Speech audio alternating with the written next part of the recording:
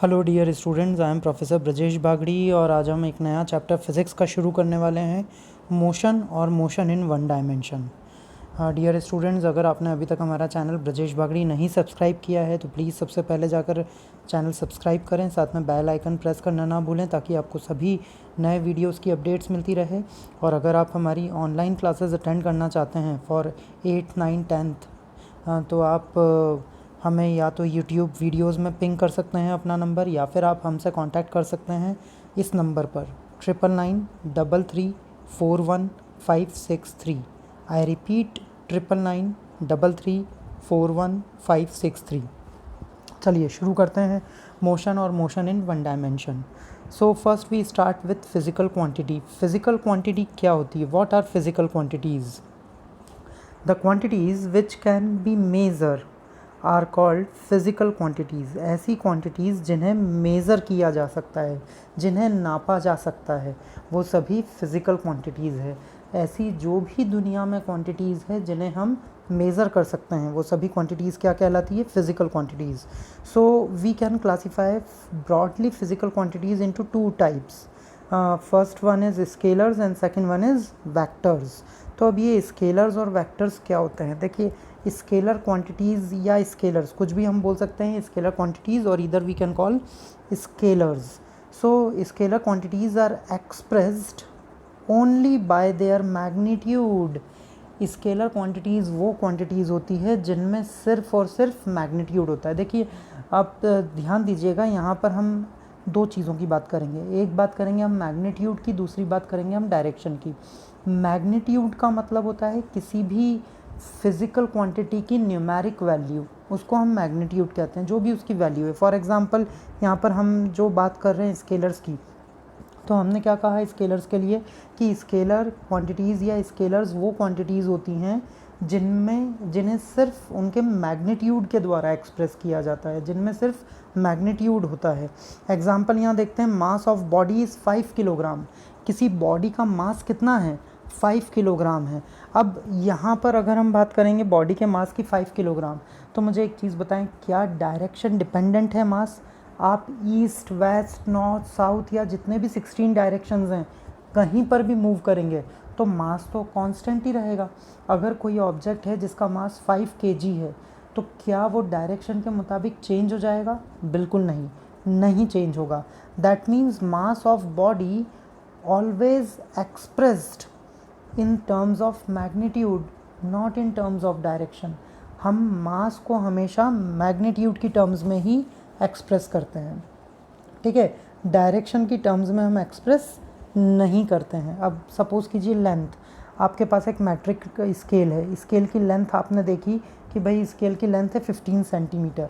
अब आप उसको किसी भी डायरेक्शन में लेके जाकर मेज़र करेंगे तो क्या डायरेक्शन डिपेंडेंट है? क्या डायरेक्शन के अकॉर्डिंग उसकी लेंथ चेंज हो जाएगी? बिल्कुल भी चेंज नहीं होगी।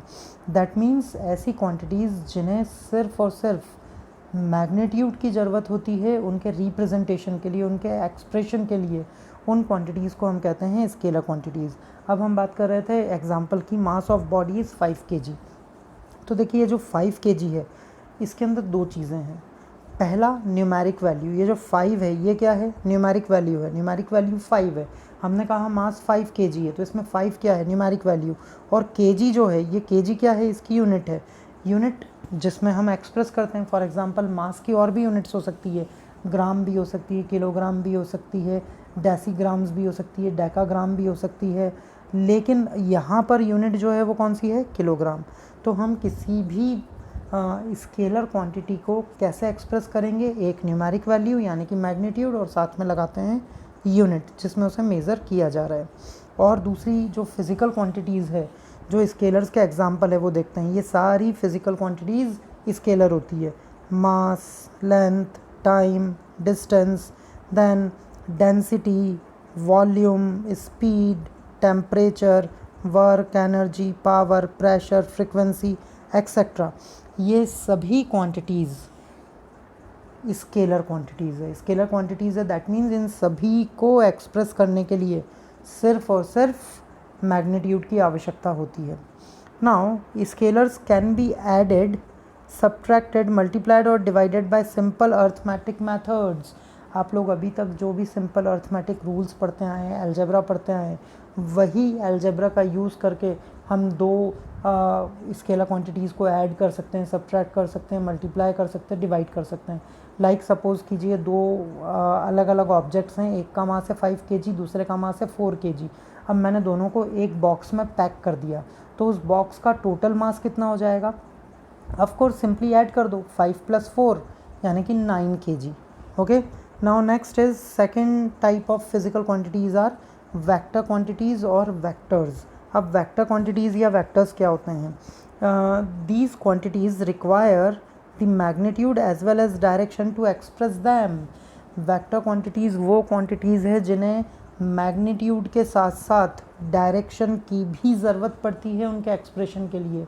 जैसे हमने स्केलर्स में पढ़ा था कि स्केलर्स में सिर्फ मैग्नीट्यूड की आवश्यकता होती है, लेकिन वेक्टर्स में मैग्नीट्यूड और डायरेक्शन दोनों की रिक्वायरमेंट होती है। ओके, अब यहाँ पर इसका एग्जांपल हम देखेंगे। Like displace the particle 5 metre towards east. यहाँ पर बोला जा रहा है कि एक पार्टिकल को डिस्प्लेस कीजिए। डिस्प्लेस करना मतलब अपनी जगह से हटाना, और इस डिस्प्लेस का मीनिंग क्या होता है हम देखेंगे, अभी डिटेल में आगे पढ़ते हैं। So displace the particle 5 metre towards east. यहाँ पर बोला जा रहा है कि एक पार्टिकल को अपनी पोजीशन से 5 मीटर ईस्ट की तरफ डिस्प्लेस करना है। तो देखिए, अब उसको डिस्प्लेस करना है, ये तो समझ में आया कि डिस्प्लेसमेंट नाम की जो टर्म है, displacement is a vector quantity. अब वेक्टर है, दैट मीन्स अभी अभी हमने देखा कि वेक्टर क्वांटिटीज़ में एक तो मैग्नीट्यूड होता है, दूसरा डायरेक्शन होता है। तो भाई ये जो 5 मीटर है ये मैग्नीट्यूड हो गया, और डायरेक्शन क्या हो गया? ईस्ट। दोनों चीज़ें आ रही है इसके अंदर, 5 metre is magnitude and east is direction. तो चलिए अब इसको भी हम एनालाइज करते हैं। ये है 5 मीटर टूवर्ड्स ईस्ट। अब इसमें 3 पार्ट्स हो रहे हैं, देख पा रहे हैं आप। ये जो 5 है ये क्या रिप्रेजेंट कर रहा है? न्यूमेरिक वैल्यू को। देन फिर ये मीटर क्या रिप्रेजेंट कर रहा है? यूनिट को। और ये जो ईस्ट है ये रिप्रेजेंट कर रहा है डायरेक्शन को। So 5 metre towards east is the vector quantity which is known as displacement. Okay, अब एग्जांपल्स हम देखेंगे वेक्टर क्वांटिटीज़ के। Displacement, velocity, force, acceleration, momentum, impulse, weight etcetera. ये सब क्या होता है ये आगे हमें सब पढ़ना है, इन सभी के बारे में हम पढ़ते रहेंगे। चलिए नेक्स्ट देखते हैं वेक्टर क्वांटिटीज़ की कुछ properties. Vector quantities follow different algebra known as vector algebra. अब जो वेक्टर क्वांटिटीज़ होती है उन्हें ऐड, सब्ट्रैक्ट, मल्टीप्लाई, डिवाइड करने के लिए सिंपल अलजेब्रिक रूल्स नहीं लगते हैं जो आप लोग जनरली अभी तक फॉलो करते आए हैं, वैसे रूल्स यहाँ पर एप्लीकेबल नहीं होते हैं। यदि हमें दो वेक्टर क्वांटिटीज़ को ऐड करना है, सब्ट्रैक्ट करना है, मल्टीप्लाई करना है या डिवाइड करना है, तो उसके लिए कुछ स्पेशल अलजेब्रा लगाया जाता है, कुछ अलग तरह के रूल्स होते हैं, और वो जो स्पेशल अलजेब्रा है उन रूल्स को, उन सेट ऑफ रूल्स को कहा जाता है वेक्टर अलजेब्रा। यहाँ पर वेक्टर अलजेब्रा लगता है। सेकेंड थिंग जो आप लोगों को ध्यान रखनी है कि स्केलर क्वांटिटीज़ में तो सिर्फ मैग्नीट्यूड होता था, तो स्केलर क्वांटिटीज़ तो हमेशा पॉजिटिव होती है, लेकिन जो वेक्टर क्वांटिटीज़ है, वेक्टर क्वांटिटीज़ पॉजिटिव भी हो सकती है, नेगेटिव भी हो सकती है, और इवन ज़ीरो भी हो सकती है vector quantities. Okay, now next topic हम शुरू करते हैं, रेस्ट एंड मोशन। अब देखिए, रेस्ट एंड मोशन की बात कर रहे हैं, तो रेस्ट और मोशन क्या होता है ये समझाने के पहले मैं आप लोगों को एक एग्जांपल देता हूँ। आप मुझे बताएं, क्या जो हमारी पृथ्वी है, पृथ्वी मीन्स अर्थ, क्या वो रेस्ट पर है? रेस्ट मतलब रुका हुआ, स्टेशनरी है? आप लोगों का आंसर बिल्कुल सही है, वो स्टेशनरी नहीं है, वो हमेशा मोशन में होता है। पूरे 365 डेज़, पूरे year, through out the year वो घूमता रहता है अपनी एक्सिस के ऊपर, राइट? तो क्या पृथ्वी पे जितने ऑब्जेक्ट्स हैं क्या वो स्टेशनरी है? क्या अभी आप जहाँ पर बैठकर ये वीडियो सुन रहे हैं, देख रहे हैं, वो जगह स्टेशनरी है या आप मूव करते हुए देख रहे हैं?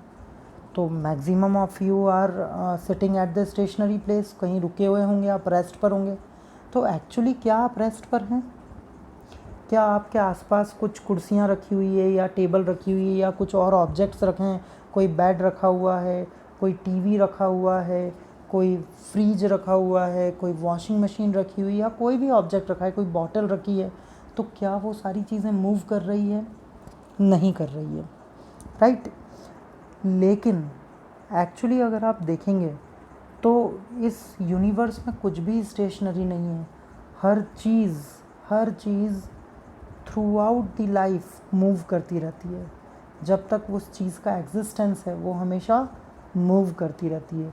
भले ही वो यहाँ पर रखे हुए सारे ऑब्जेक्ट्स हों, भले ही वो बाहर लगे पेड़ हों, पौधे हों, भले ही वो अपनी जगह पर रुकी हुई चीज़ें हों, जैसे लाइक ट्रेन कहीं रुकी हुई है, कोई बस रुकी हुई है, आपके घर में जो कार रखी हुई है, वो कुछ भी हो, सब चीज़ें आपको दिख रही है रेस्ट पर, लेकिन एक्चुअली वो सब रेस्ट पर नहीं है। तो फिर हम क्यों बोलते हैं कि ये सब रेस्ट पर है? देखिए, अब उसकी डेफिनेशन हम देखेंगे, जो इसकी एक फॉर्मल डेफिनेशन है। A body is said to be at rest if it does not change its position with respect to its immediate surroundings. किसी भी बॉडी को रेस्ट पर कब कहा जाता है? जब वो अपनी पोजीशन चेंज नहीं करती है with respect to its surroundings, immediate surroundings. आपके पास में रखी हुई चेयर आपको क्यों स्टेशनरी दिखाई दे रही है?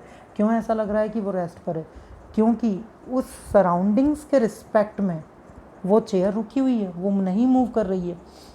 लेकिन यदि उस चेयर को मैं कंपेयर करूं किसी दूसरे प्लैनेट से, तब तो वो मूव कर रही होगी, राइट। तो डेफिनेशन क्या है रेस्ट की? कोई भी बॉडी रेस्ट में कब होती है? जब वो अपनी पोजीशन चेंज नहीं करती है with respect to the immediate surroundings. Immediate मतलब आसपास की सराउंडिंग्स के रिस्पेक्ट में, उसके जस्ट आसपास जो सराउंडिंग्स है, अगर उन सराउंडिंग्स के रिस्पेक्ट में वो अपनी पोजीशन चेंज नहीं कर रही है, दैट मीन्स वो बॉडी रेस्ट पर है। Now motion. अब मोशन क्या है? A body is set to be in motion if it changes its position with respect to its immediate surroundings. Of course, कोई भी बॉडी मोशन में कब होती है? जब वो बॉडी अपनी इमीडिएट सराउंडिंग्स के रिस्पेक्ट में अपनी पोजीशन चेंज करती है। सपोज़ कीजिए आप जिस रूम में बैठकर ये वीडियो देख रहे हैं, वहाँ पर फ़ैन घूम रहा है, रोटेट कर रहा है अपनी जगह पर, तो वो मोशन में है। क्यों? क्योंकि आसपास रखी हुई सभी चीज़ों के रिस्पेक्ट में, आपके रिस्पेक्ट में, वो कंटिन्यूसली अपनी पोजीशन चेंज कर रहा है। और जब कोई भी ऑब्जेक्ट अपनी इमीडिएट सराउंडिंग्स के रिस्पेक्ट में अपनी पोजीशन चेंज करता है, तो वो ऑब्जेक्ट मोशन में होता है। Okay, now one dimensional motion, जिसको हम सिंपल वर्ड्स में 1D मोशन भी कहते हैं। सो वन डायमेंशनल मोशन क्या होता है? When a body moves along a straight line path, its motion is said to be one dimensional motion और 1D motion। जब भी कोई बॉडी एक स्ट्रेट लाइन पाथ में चलती है, बिल्कुल सीधी स्ट्रेट लाइन में कोई भी बॉडी मूव कर रही है, तो उसका जो मोशन होता है, that motion is known as one dimensional motion. Okay, one dimensional motion क्या है? जब भी कोई बॉडी एक स्ट्रेट लाइन पाथ में मूव करती है, तो उस मोशन को हम कहते हैं one dimensional motion. It is also called motion in a straight line और rectilinear motion. One dimensional motion को ही motion in a straight line भी कहा जाता है, या रेक्टिलिनियर मोशन भी कहते हैं। ओके, एग्जाम्पल देखेंगे इसके। Motion of train on a straight track.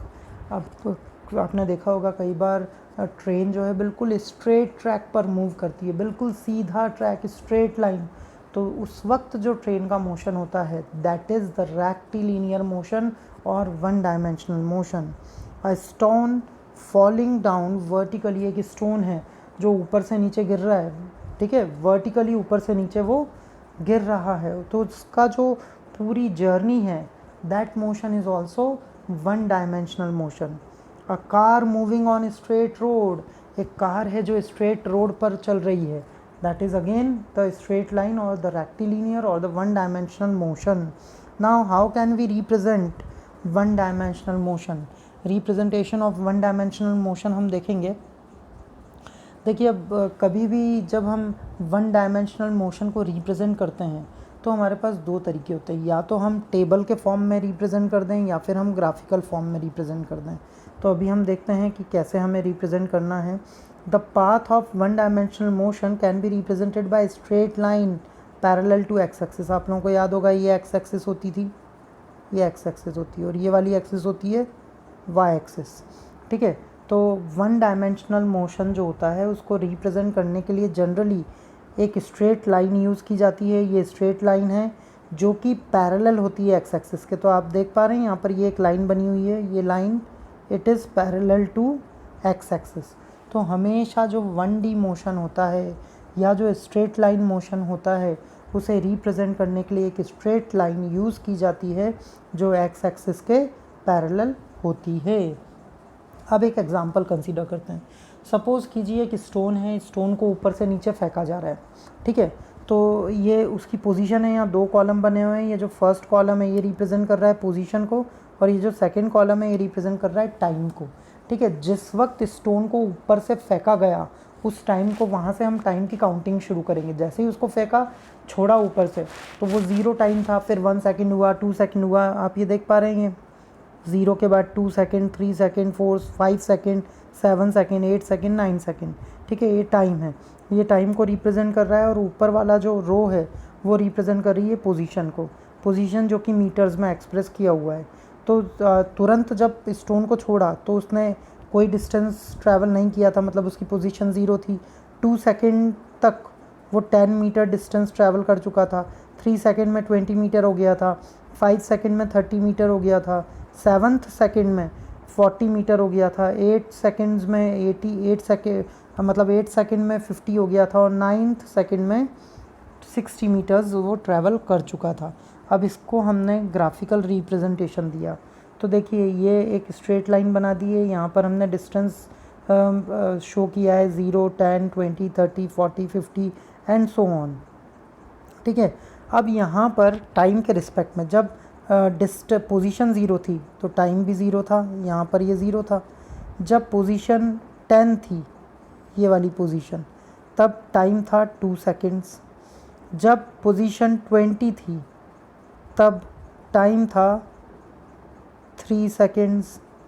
जब पोजीशन 30 थी तब टाइम था 5 सेकेंड्स। जब पोजीशन 40 थी तब टाइम था 7 सेकेंड्स। जब पोजीशन 50 थी तब टाइम था 8 सेकेंड्स। और जब पोजीशन 60 थी तब टाइम था 9 सेकेंड्स। तो इस तरह से ये हमने रेक्टिलिनियर मोशन को रिप्रेजेंट किया है। So dear students, I hope आपको समझ में आया होगा। नेक्स्ट हम लोग अगले वीडियो में डिस्कस करेंगे। Keep watching, keep studying, till then good bye. Okay, thank you.